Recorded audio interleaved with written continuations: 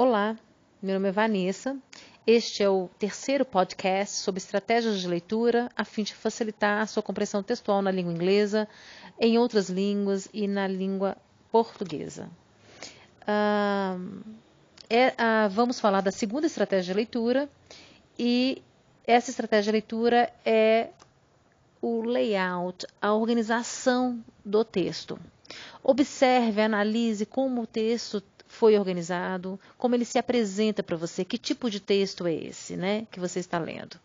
Isso a gente faz em milésimos de segundo, assim como a estratégia número 1, que é o conhecimento prévio, você também aciona a sua memória, as informações que você tem sobre o tema do texto em milésimos de segundo.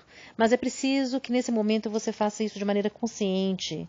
Então, esse texto ele tem um formato. Qual é o formato dele? Qual é a possível origem desse texto? Né? De onde ele saiu? Qual é a fonte desse texto? Ele tem títulos, subtítulos? Como é que ele é organizado? Qual que é as referências bibliográficas desse texto? Quem é o autor? De onde foi retirado o texto? De uma revista, de um jornal, de um livro, de um site? Qual é a data, né, presente nas referências bibliográficas? Isto já vai te ajudar a acionar o seu conhecimento prévio, que foi a primeira estratégia de leitura, e também vai te ajudar a, antes de ler o texto, já ter uma noção mais clara sobre o que o texto pode trazer e iniciar o processo de inferência. Então, começando pelo título sempre. Se você não conhece todas as palavras que estão no título, mas conhece apenas uma, a partir dessa palavra, busque inferir qual que é o tema do texto. Se for possível usar um dicionário, você pode olhar no dicionário mais outras duas palavras que estão no título, a fim de que você compreenda o título, e é claro que o título condensa o que é proposto no texto.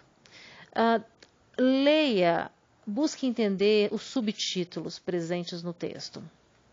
Se há figuras, imagens, observe que imagens são estas.